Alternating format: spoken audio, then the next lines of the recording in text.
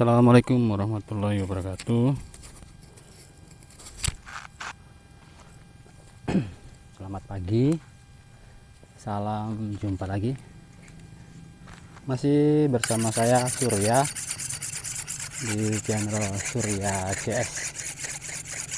Ya, kali ini saya ganti video kembali ya. Hari ini Minggu, kebetulan libur. Hari Minggu tanggal 13 November 2022. Ya, tadi saya sudah ini ya, bersih-bersih babat rumput. Ya, hari ini saya nguji kesehatan saya ya. Setelah beberapa lama mengalami yang namanya gangguan asam lambung. Ya, saya mau mencoba untuk bekerja agak keras. Sebenarnya tidak keras sih, cuman ini membutuhkan tenaga yang agak besar ya.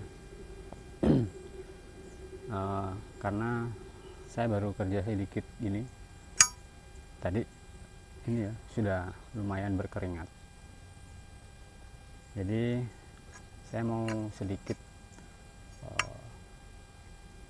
menaikkan level dalam artian meningkatkan pekerjaan yang agak keras sedikit. Nah, kemarin kan saya itu kerjanya cuman maksudnya yang di bawah standar ya, nggak terlalu capek. Nah, sekarang saya tingkatkan sedikit bagaimana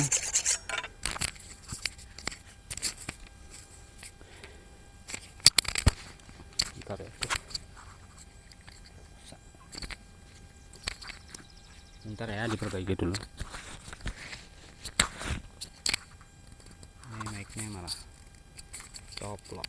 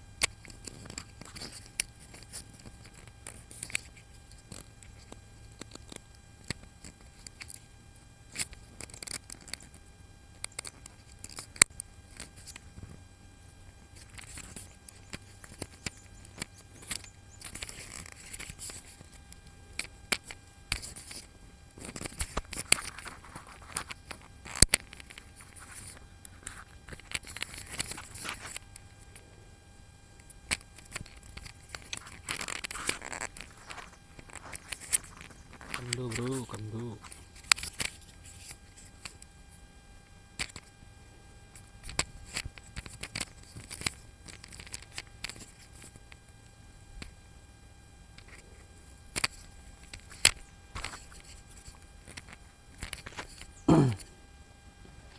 Ya, penjepitnya itu kendu, lepas tapi masih bisa dipakai ya.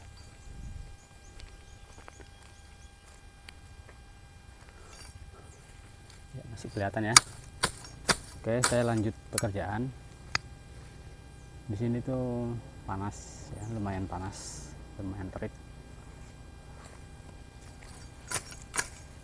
Jadi sambil namanya bekerja, saya juga mau berbagi pengalaman tentang ini ya, tentang penyakit kita ini.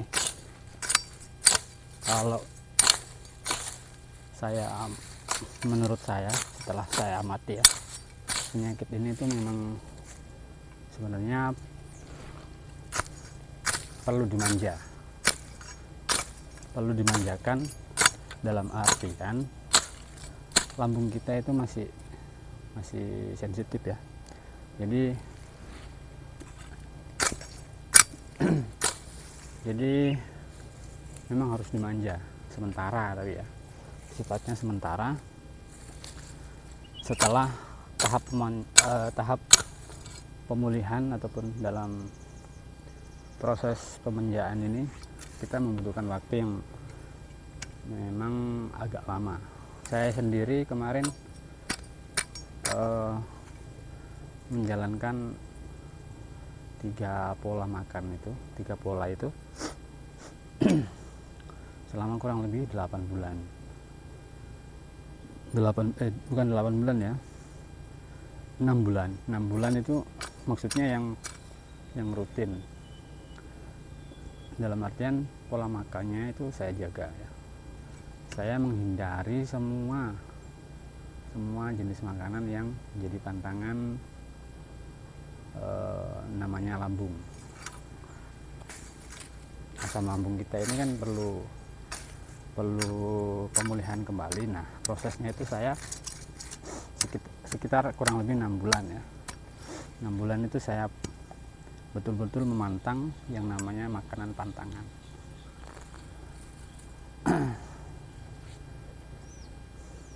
Seperti contohnya makanan yang pedes.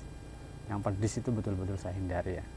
Terus santan, terus minuman bersoda, kopi, terus juga merokok saya hindari. Total itu 6 bulan. Kalau ngerokok itu di bulan ke-8 saya mulai merokok. Terus ngopinya belum berani kalau saat itu ya. Saat itu belum berani. Kalau ngopi dekat-dekat ini baru berani ngopi. Nah,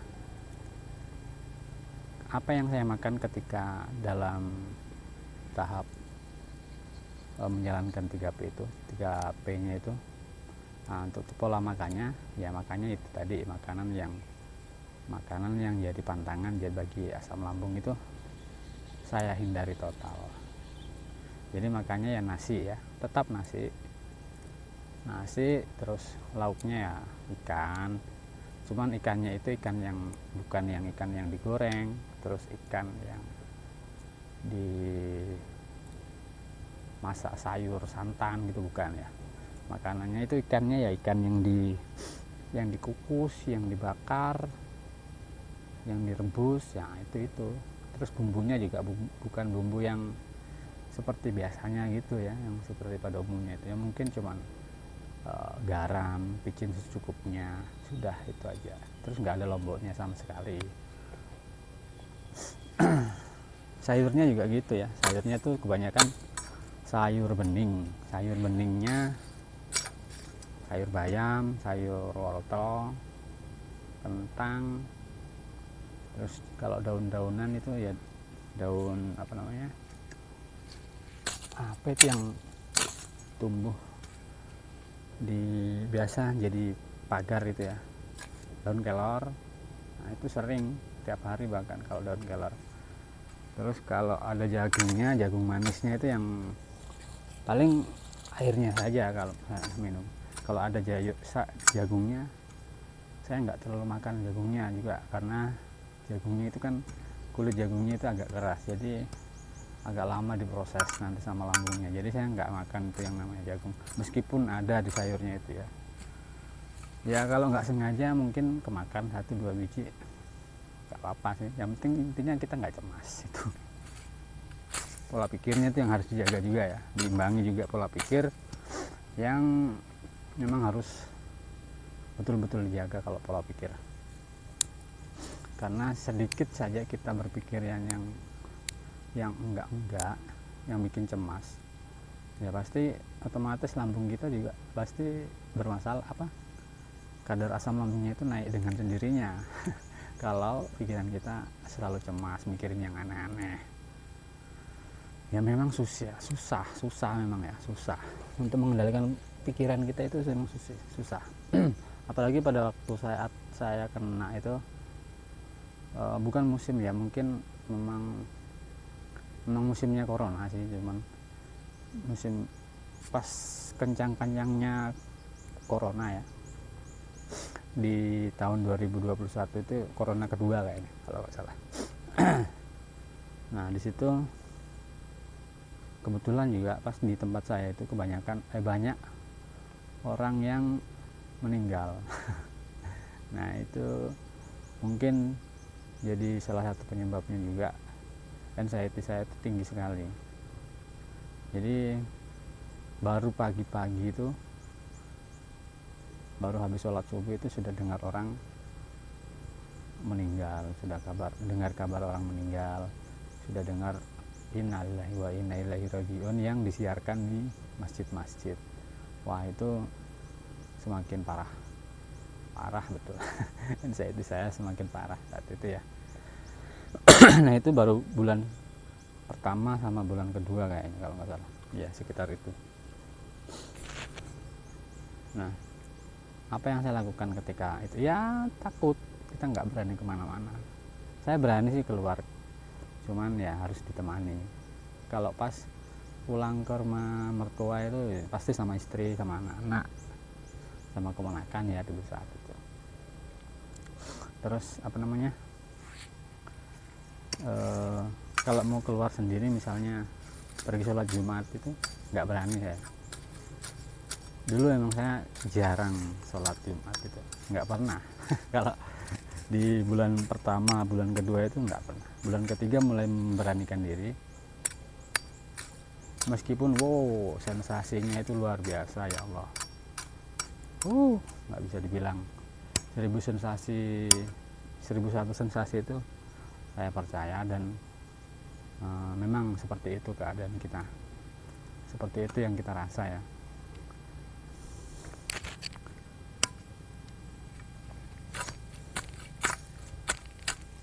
Luar biasa. Jadi bagi kita yang merasakan memang sangat luar biasa. Tetapi pada saat itu katanya sih yang terjadi pada diri saya itu nggak seperti yang mereka lihat gitu. Kita tuh dilihatnya tuh seperti orang biasa, cuman meriang biasa gitu ya, kelihatan, memang sih kelihatan pucat, terus kurang bergairah, mukanya itu kusam, kayak nggak punya senyum gitu. Iya memang betul ya, bawaannya kan kita ini murung, kita nggak mau kayak nggak mau bersosialisasi gitu.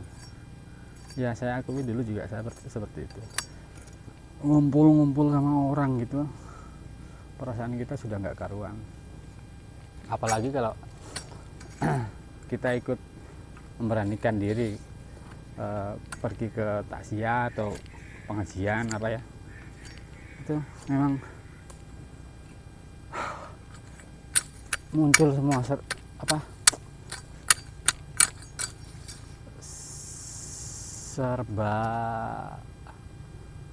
bukan serba ya, semua perasaan itu muncul, pokoknya datang dengan sendirinya. Kita nggak undang tapi dia datang.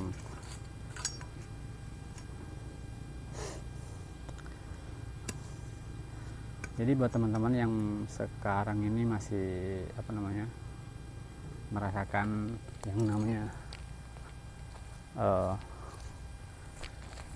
gangguan ini, ya tetap lakukan aktivitas saja.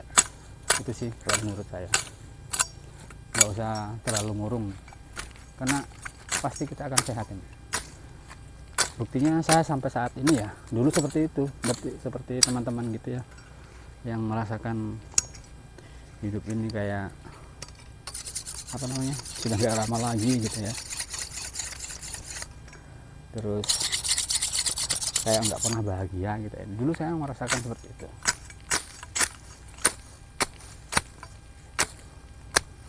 Tapi kebahagiaan itu kan sebenarnya datang dari diri kita sendiri ya. Tenangkan pikiran, terus berpikir yang positif ya, pasti kebahagiaan itu datang.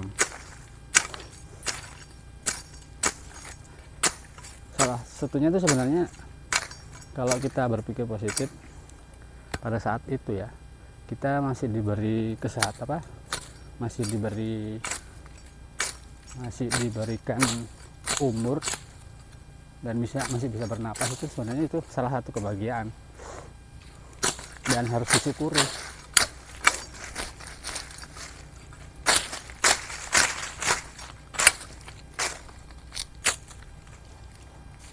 Ya, di sini rencana saya mau tanami jagung manis daripada kosong. Lahannya ini kosong ya, ini berapa pohon yang mati nih, 2 baris berarti sekitar 8 pohon, 8 pohon coklat ini mati gadis dulu ya, tidak sempat berbuah. Itu sulamannya juga mati lagi, jadi saya putuskan nggak usah ditanami coklat lagi, tanami ini aja yang cepat bisa dipanen. Karena sebagian yang di sebelah sana yang dekat pondok itu saya sudah tanami terong, jadi ini rencana mau nanti buat tanaman jagung manis.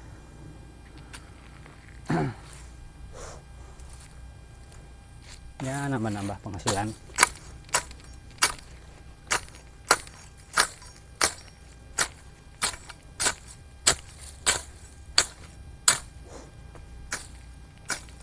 Nah, jagung manis kan cepat ya, 2 bulan itu udah bisa dipanen.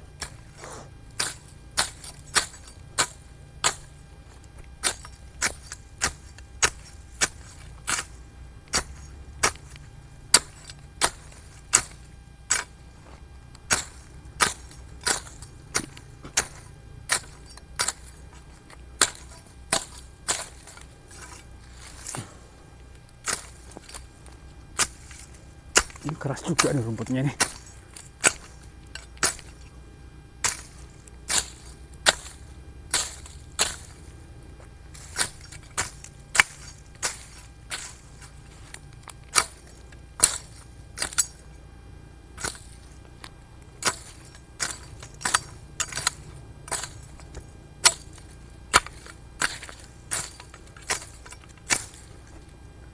Videonya ini agak panjang nanti ya, karena saya sengaja mau buat panjang sambil saya kerja ya. Mudah-mudahan proses ekspornya nanti nggak error ya.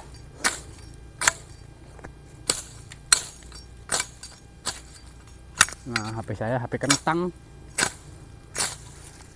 Kemarin saja saya bikin video tutorial di channel Chong Solution, itu sudah lama ngerekodnya ya, nggak kesimpan.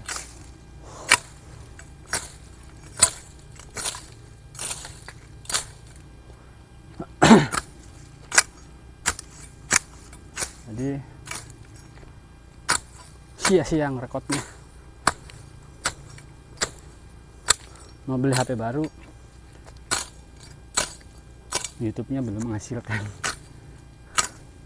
Jadi buat teman-teman yang nonton saat ini, dukung juga channel saya di sebelah ya. Nama channelnya itu Chong Solution, CONK Solution. Di sana saya membuat konten tutorial ya seputar dunia elektronik. Karena dulu saya sebelum ini tahun 2003 saya mulai ikut di servis elektronik sampai bisa kerja barang-barang elektronik ya, servis TV, tape,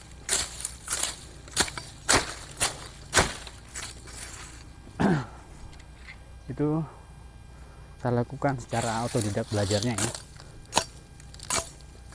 Saya kebetulan dulu waktu masih muda selesai sekolah SMA tahun 2002, terus saya dolan ya, magang di salah satu bengkel elektronik di kampung saya, namanya Servis Aneka Jaya Elektronik. Nah, di situ saya tinggalnya di situ, jadi belajar juga di situ. Jadi kalau pagi itu saya dikasih teori sampai jam 10, kadang-kadang sampai jam 12 siang ya.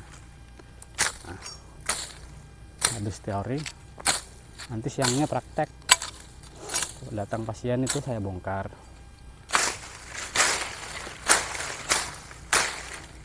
saya mulai kerja selama 3 bulan ya, belajar gitu, teori langsung praktek. Kelamaan sampai 3 bulan itu saya sudah mulai mahir ya, mulai bisa, dan langsung digaji langsung dibayar saat itu ya. 3 bulan belajar prakteknya, belajar praktek, langsung kerja juga di situ cari uang sampai tahun 2016 ya. 2016, dari tahun 2003 sampai 2016 saya kerja di situ, lama juga ya. 2006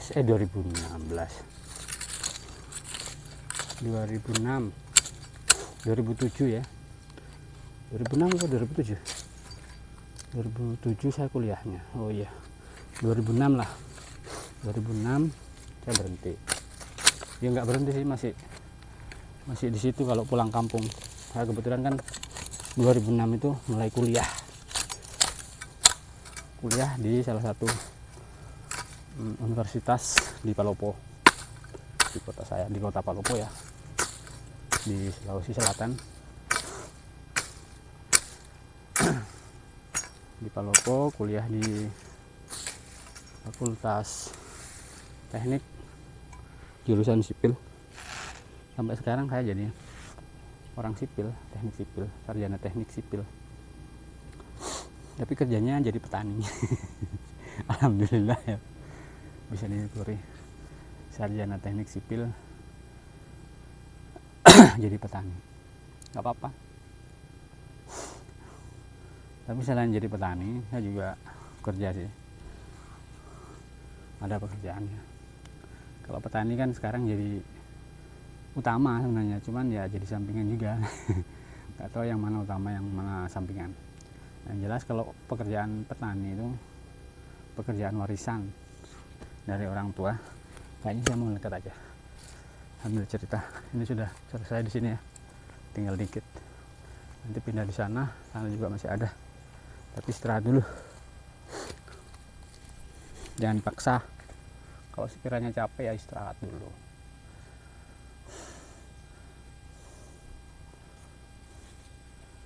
Jadi alhamdulillah sekali ya, sampai saat ini tuh kita masih diberikan kesehatan, meskipun yang masih merasakan sensasi dari asam lambung itu betul-betul nggak nyaman dan apa ya, nggak semangat lah. Tapi harus semangat, karena itu kunci kesehatan kita, kesembuhan kita itu ada di semangat itu. Salah satunya itu ya, kita harus tetap semangat dan nggak boleh loyo, nggak boleh. Tetap harus makan, kuatkan makannya. Kalau dulu saya makannya ya sedikit-sedikit tapi banyak kali. Dalam satu hari itu 6 kali. Pagi jam 6 pagi makan sarapan ya, jam 9 makan lagi, jam 12 makan lagi, jam 3 makan, jam 6 makan, 5 kali dalam satu hari. Malamnya sudah nggak makan, jam 9 itu sudah harus tidur. Nah itu pola hidupnya diatur ya, jam 9 sudah harus tidur. Jangan begadang kalau nggak perlu ya, katanya Bang Haji Roma Irama ya, memang harus nggak boleh begadang ya. Kalau kita mau cepat sembuh jangan begadang dulu. Jam 9 itu maksimal sekali sudah harus tidur kita. Dulu saya gitu, jam 9 sudah harus bangun. Nanti subuh sudah bangun, jangan sarapan dulu ya. Kalau bisa minum